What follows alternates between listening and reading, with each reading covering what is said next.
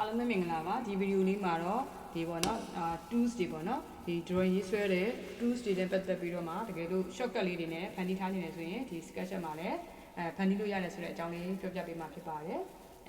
AutoCAD မှာဆိုရင်တော့ဒီမှာ line ဆိုရင် under ပေါ့နော်သူရဲ့ shortcut လေးတွေရှိတယ်ပေါ့နော်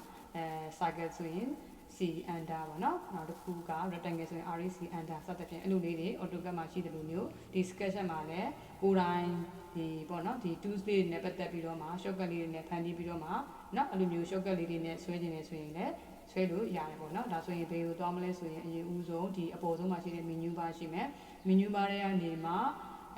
เนาะ menu bar တွေကနေမှ window ပေါ့နော် window ကိုနှိပ်လိုက်မယ်ဒါဆိုရင်5ခုမြောက်ပေါ့1 2 3 4 5ခုမြောက်မှာ preference ဆိုတာလေးရှိတယ်အဲ့ဒါလေးကိုmouse ကနေမှ left click လေးနှိပ်လိုက်မယ်ပြီးလို့ရှိရင်ဒီမှာเนาะကြာလာမှာပေါ့နော် SketchUP preference ဆိုတဲ့ box လေးကြာလာမှာအဲ့ဒီမှာ1နဲ့ accessibility ရှိမယ် application ရှိမယ် compatibility ရှိမယ် drawing file general စသဖြင့်ပေါ့နော်ဒီမှာခေါင်းစဉ်လေးတွေရှိတယ်အဲ့ဒါဆိုအခုသွားနေတာကဟိုပေါ့ shortcut ကိုဖန်တီးနေတာအဲ့ဆိုရင်ဒီမှာ shortcut ဆိုတာလေးကို mouse ကနေ left click လေးနှိပ်လိုက်မယ်နှိပ်လိုက်တဲ့အခါမှာဒီမှာသူ့ရဲ့နာမည်တွေအများကြီးပဲကြာလာအဲ့နာမည်တွေထဲမှာကြာရင်တော့ကိုကရှာဖို့ခက်တယ်ပေါ့နော်ဘာကိုပို့ပေးနေတာလဲဆိုတော့လိုက်ရှာဖို့ခက်တယ်ပေါ့နော်ဒါဆိုလို့ချင်းကိုပေးခြင်းတဲ့နာမည်လေးကိုဒီမှာ filter ဆိုတဲ့ဒီခေါင်းစဉ်ဒီမှာmouse ကနေမှ left click လေးချလိုက်ပြီးမှရိုက်ရှာလိုက်မှာဒါဆိုရင်ကိုလိုချင်တဲ့နာမည်လေးတွေတန်းစီလေးပေါ်လာမှာပေါ့နော်ဒါဆိုရင်ကိုကဥပမာ line ကို shortcut ပေးခြင်းနေဆိုပါလို့နော် line ဆိုပုံမှန် line ဆိုဒီကနေမှဒီမှာ tools ကနေမှဒီသူ့ရဲ့ဟောပေါ့နော်သူ့ရဲ့ဘာလို့ပေါ့မလို့ကိုစားပြုတဲ့ဒီမှာပေါ့ခဲရမုံလေးကိုတွားယူပြီးမှဆွဲတာပေါ့ဒီဘေးမှာရှိနေတဲ့ဒီမှာ large tool sets ကပုံလေးတွေနဲ့ယူပြီးဆွဲတာပေါ့အခုကျတော့ကိုကအဲ့လိုလေးပုံအားနေမယူခြင်းမဲနဲ့ shortcut လေးရိုက်ပြီးတော့မှနောက် command လေးပေးပြီးတော့မှဆွဲနေတယ်ဆိုရင်ပေါ့နော်ဒါဆိုရင်ဒီမှာ line ဆိုတာလေးရိုက်ရှာလိုက်မယ်ဒီပေးထားတဲ့နာမည်တွေထဲကနေမှကိုလိုချင်တဲ့ line ကိုလိုက်ရှာမှုဆိုရင်နည်းနည်းစလုံးလေးတွေကပြီးတော့ရှာရတာခက်တယ်ပေါ့နော်ဒါဆိုရင်အရင်ဦးဆုံး line ကိုရိုက်ရှာလိုက်မယ်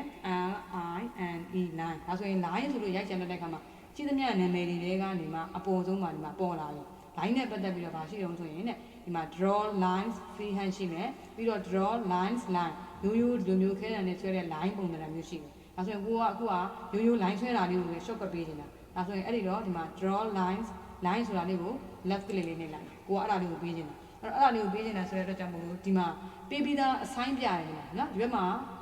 ၄တောင်ဘတ်လေး box လေးနှစ်ခုရှိတယ်ပေါ့ဒီမှာ assign ဆိုပြီးတော့ L လို့ပြတာလေဒါ तू ကပေးထားပြီးသားရှိတာပေါ့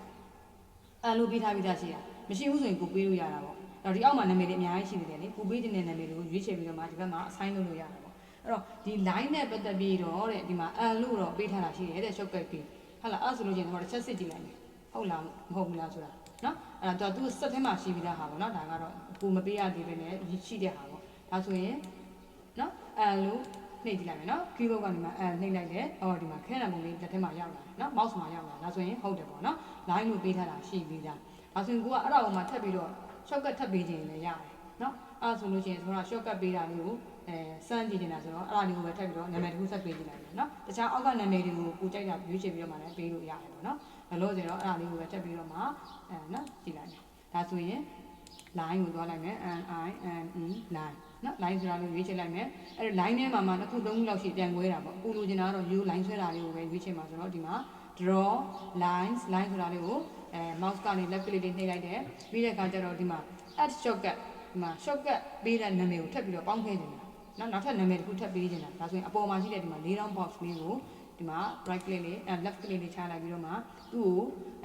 line ဆိုတော့ e လို့ပေးကြည့်လိုက်မယ်နော် e လို့ပေးလိုက်မယ်ဒါဆိုရင်ကိုကထပ်ပေါင်းထည့်မှာဆိုတော့အဲ့လို e လို့လည်းနှိပ်ပြီးတော့ဒီမှာအပေါင်းလက္ခဏာလေးထပ်နှိပ်ပေးလိုက်မယ် shortcut နောက်ထပ်တစ်လုံးထပ်တိုးတာပေါ့ကိုစားပြုနာမည်ထပ်တိုးတဲ့သဘောပေါ့အပေါင်းနှိပ်လိုက်မယ်အဲ့တော့အပေါင်းနှိပ်တဲ့အခါမှာသူကပြောလို့ဆိုလို့ရှိရင်ဒီမှာ erase currently used by tools eraser erase ဒီမှာနော်ဒ